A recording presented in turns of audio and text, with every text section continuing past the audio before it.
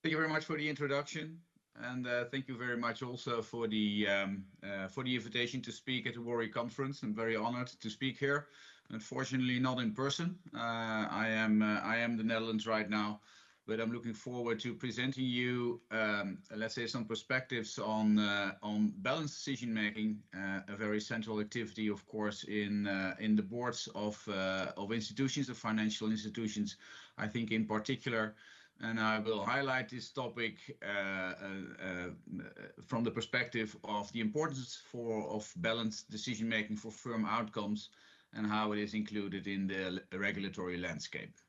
So to start off today, I think it's fair to say that societies and also a lot of regulation these days expect firms to not only take into account, let's say, their own bottom line, their own profits, but also look at a variety of interests to take into account when they take decisions. So I think balancing the various perspectives, the various interests, let's say, included in every company is a key activity for boards to do.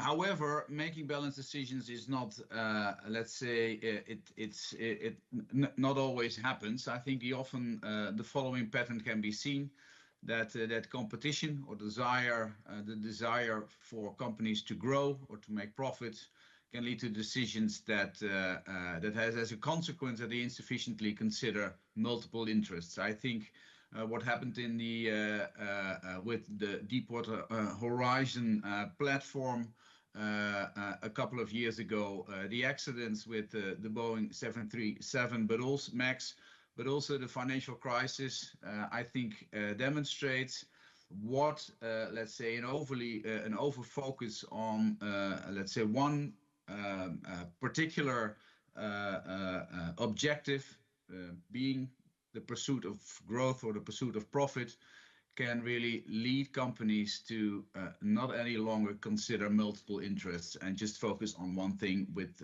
often disastrous consequences. So I think the central question of my contribution today might be, what can or should executives and boards do to make balanced decisions? Now, I will try to answer this question from three perspectives. On the one hand, I have conducted a PhD research under the title Executive Team Decision Making Under Stress, which is a multiple case study performed in the Dutch financial sector, which really looks into what teams actually do to make balanced decisions and what type of factors determine the outcomes.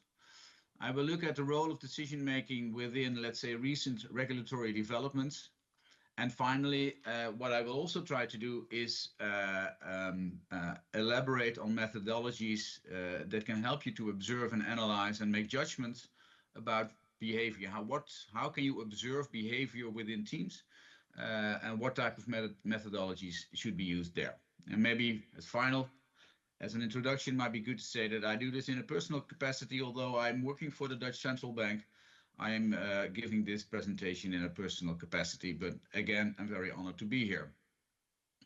I think if you look at what is balanced decision making about, it is about identifying and considering all kinds of economic, environmental, ethical, and social goals that are involved in, that are related to the company. And I think a particular characteristic of balanced decision making is that each of these goals can have merit and can be in their own right, but are often very difficult to achieve simultaneously. Obviously, there is firms need to make profit and need to be solid in the long term, but also in the short term. So balance needs to be made between considerations relating to both time horizons, the short term and the long term. I think it's obvious also that financial and non-financial goals need to be balanced as well. And also the firm's own interests need to be balanced against the stakeholders that are related to the company itself.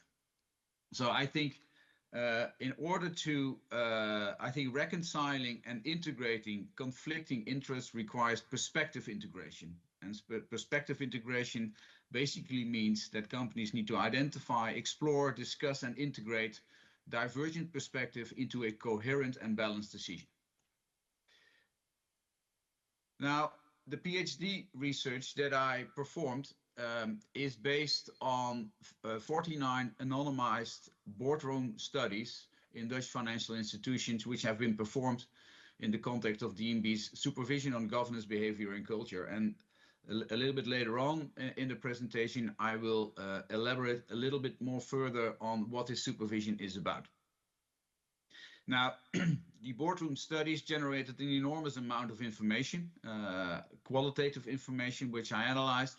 As I mentioned, we have 49 cases. This boardroom studies involved approximately 500 interviews with members of the board and also direct reports of executive team members. So we have quite a number of interviews, and these interviews basically focused on how decisions are taken within a particular team. The qualitative information also involves, let's say, board observations. So we performed these observations with a team of highly skilled psychologists, really observing what happens in the boardroom. So that gave us an enormous amount of information, leading to, let's say, more than 500 pages of case study reports, which gave us an unprecedented insight into the black box. So what we basically did is we went into the boardrooms, held interviews with executive team members, observed how they took decisions within the boardroom, really being there. And on the basis of that, that gave us an impression of what really went on in the boardroom, which is unprecedented because that doesn't happen a lot.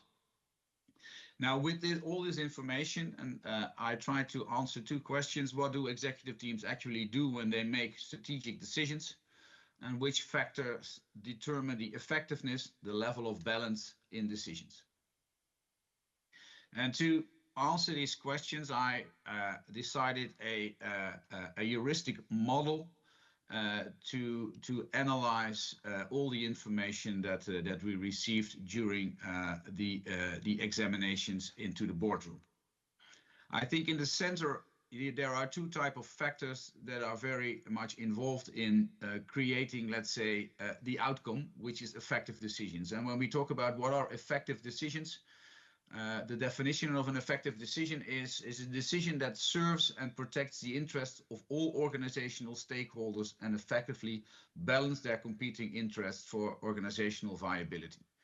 So rather than just looking at, let's say, the bottom line, an effective decision is a decision that identifies and tries to reconcile all the, let's say, divergent perspectives that a company has to deal with.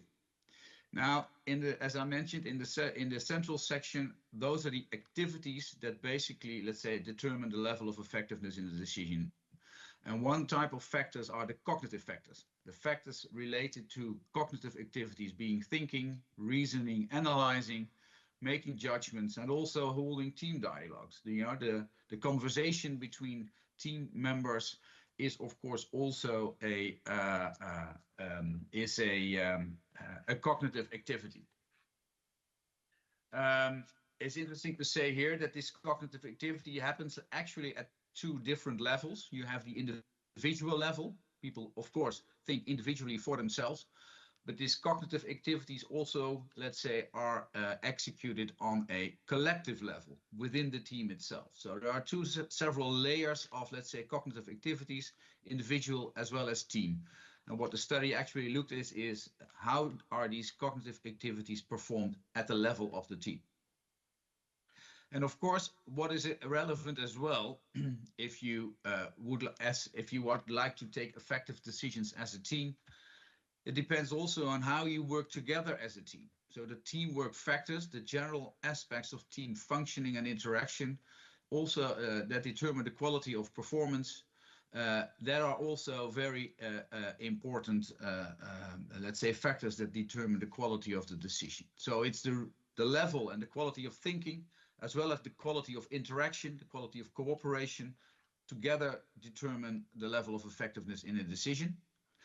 But also these central, let's say, activities are determined by, let's say, what we can say contextual factors. And with contextual factors, we mean to say, what is the external context that a firm has to operate in? Is it, let's say, a very gentle environment or a very hostile environment with a lot of competition? The organization type, of course, plays a role in how, let's say, a team performs its function.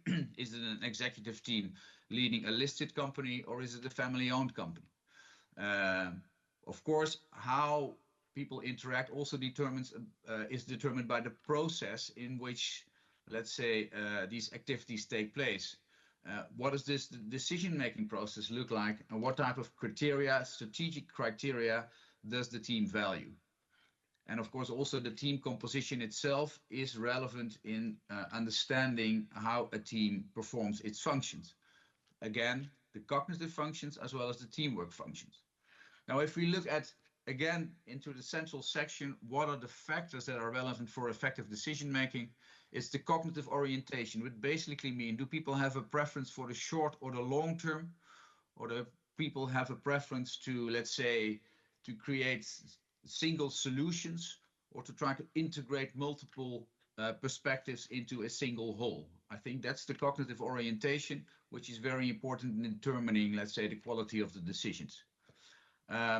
When looking at the teamwork, the cognitive factors, what is important for, let's say, effective decisions is also the level of analysis. Is a team really willing to deep dive into the material that is presented? And what's the level of challenge? Are a lot of questions asked, and is there critical thinking involved? What's also important is the extent that, for example, risk management departments are meaningfully included in the decision-making process. And of course, also the quality of the written materials is important for effective decision-making. But also team norms and cognitions, which basically think, do people have shared perspectives about what they try to achieve and how they would like to achieve that? So are there shared perspectives on, this is the goal that we need to achieve, and how, let's say, a team needs to act in order to achieve that goal? Again, looking at the teamwork factors, cooperation is, let's say, how do individual contributions make an outcome for the team? Cohesion, participation, to what extent do people participate? How much information is exchanged? Leadership behavior is whether or not that is directive leadership, very command style control, or facilitative leadership, a leader trying to involve the other persons within the team. That, of course, also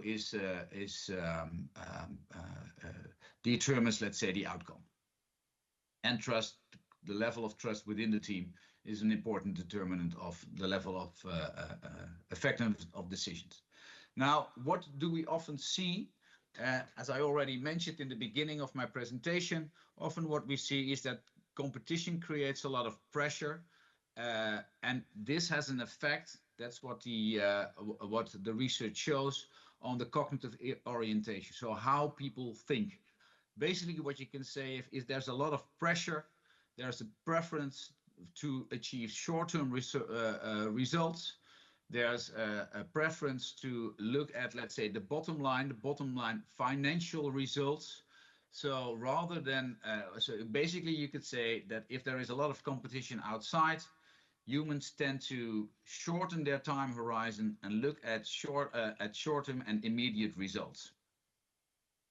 Now, also what we saw is that humans are often are not able, let's say, to really assess the risks that are very rare or are very long-term.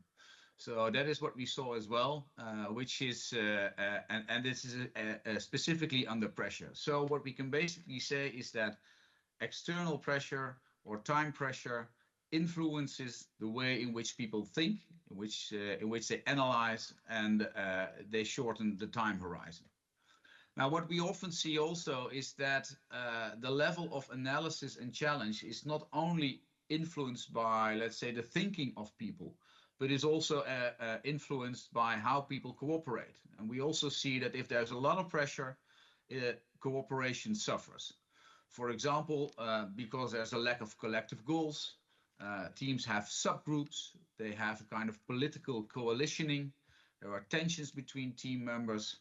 So there are all kinds of patterns that hamper cooperation when a team is under pressure. And often a result of that pressure is also that there's insufficient challenge, meaning there are not the right or not questions are not asked, not the right questions are asked. People do not follow up on questions that are on answers that are given, and people react defensively to questions that are asked. So basically what you can say is when people are under pressure, decision-making processes like thinking, reasoning, but also team interaction, questioning, challenge, etc., suffers. But the research also demonstrated that there are a lot of measures that can be taken in order to, let's say, create balance in the decision-making. Of course, and obviously, team expertise is very important for that. A diverse team that harbors a lot of different, let's say, perspective, knowledge, and expertise gives teams the opportunity to create balanced decisions. But also having a, let's say, a multi-phased decision-making process with clear, distinct phases between, let's say, preparation, exploration, deliberation, and then the actual decision-making really helps in creating balanced decisions rather than just rushing into a decision and mixing up all these phases. Just really going step by step through the decision-making process helps teams in making balanced decisions. Now, having diverse, let's say, strategic goals, not only looking for financial goals, but also trying to create, let's say, try to serve environmental goals and stakeholder goals. If you have multiple goals in your strategy, that helps you take balanced decisions. Like also having, let's say, diverse decision-making materials, harboring multiple perspectives, being open in the communication, making sure that everyone participates to the dialogue, structuring the dialogue and structuring the challenge. It's not a spontaneous process, but needs to be structured and organized well in order to make it rather effective. Facilitative leadership is very conducive to balanced decision-making, as well as having shared perspective of what the firm needs to achieve and what type of behavior is necessary to make balanced decisions. So these are, although we saw a lot of pressures in the research that might hamper decision-making, we also let's say, discovered a lot of measures that can help teams in making balanced decisions.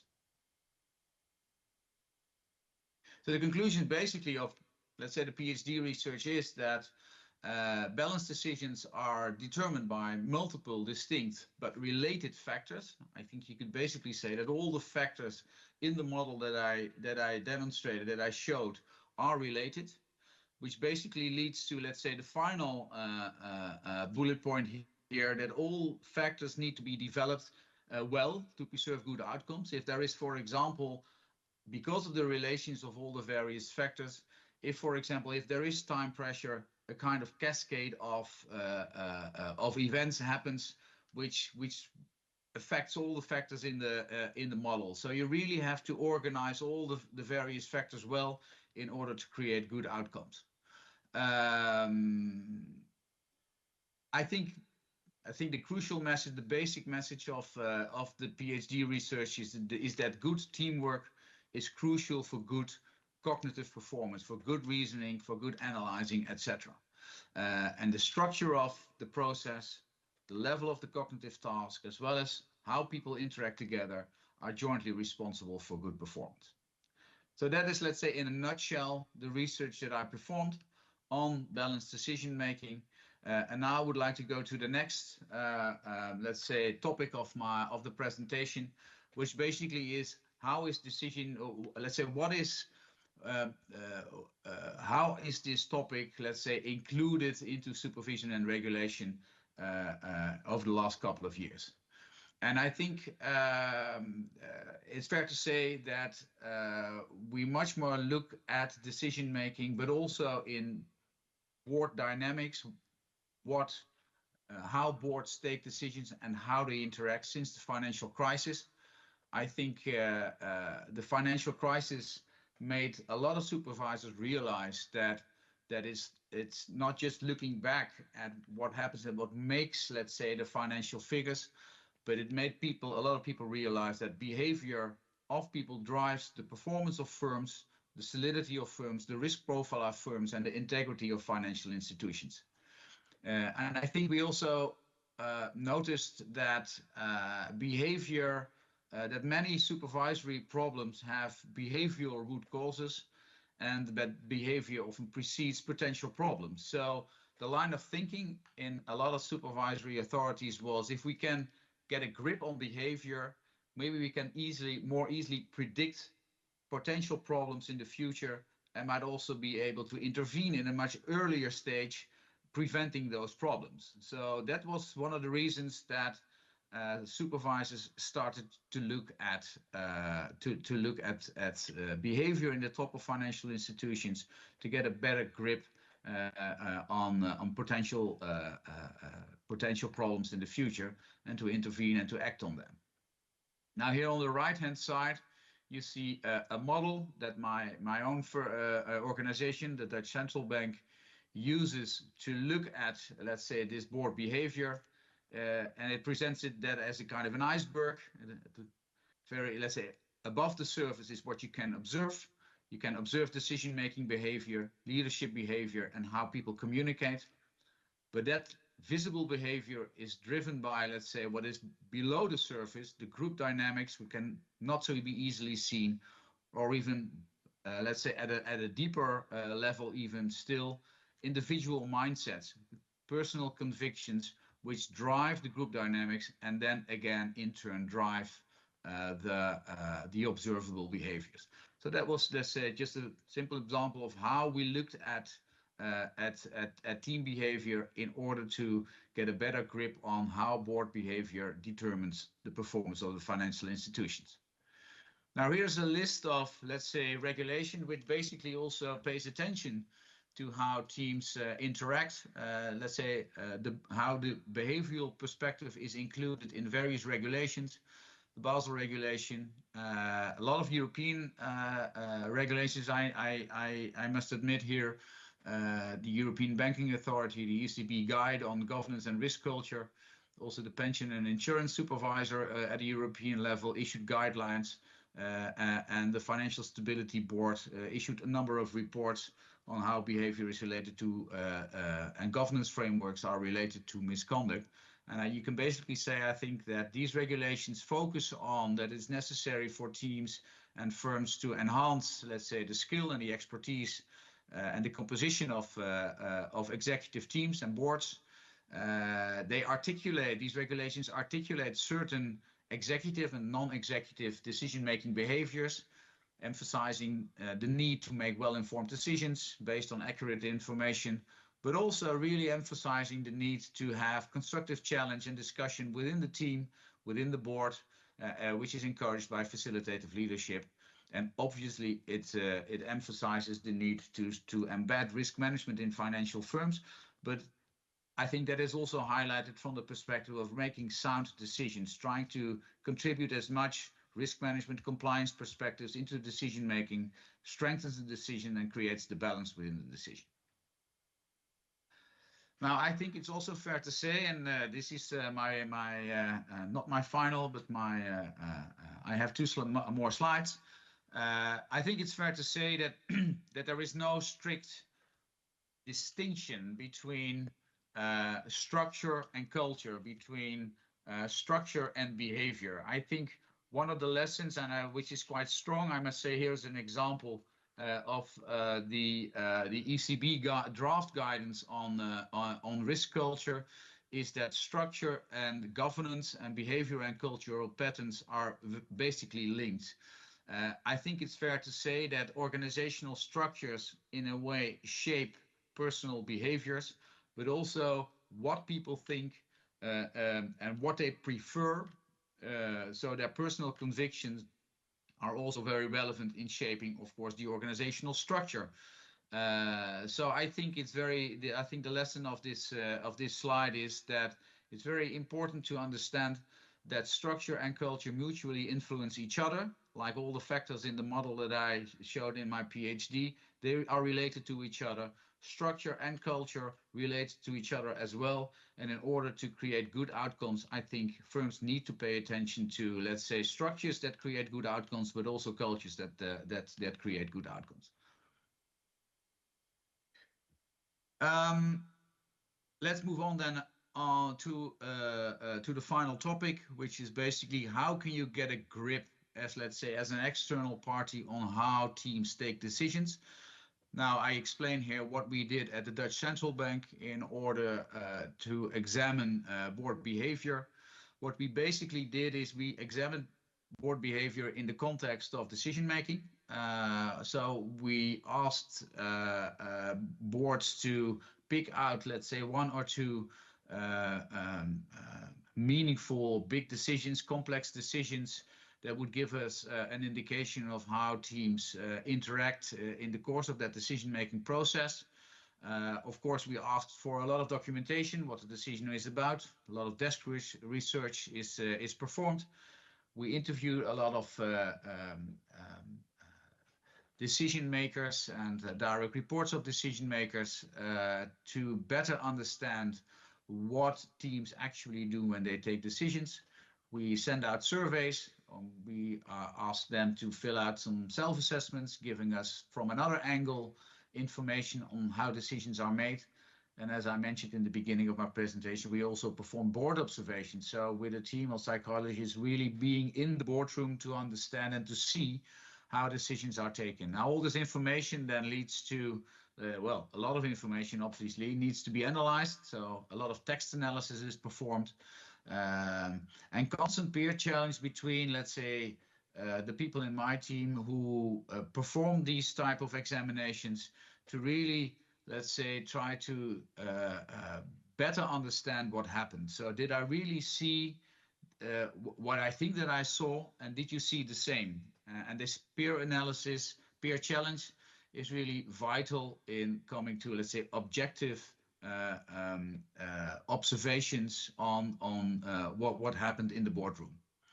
Now, with all this information, that is integrated into a let's say an examination report that is presented to the board itself in order to start a challenging dialogue with the board that we have examined.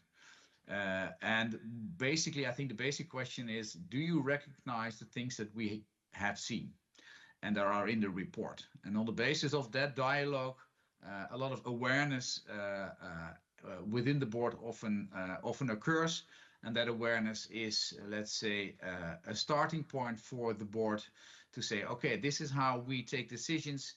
This is what went well. This can be improved.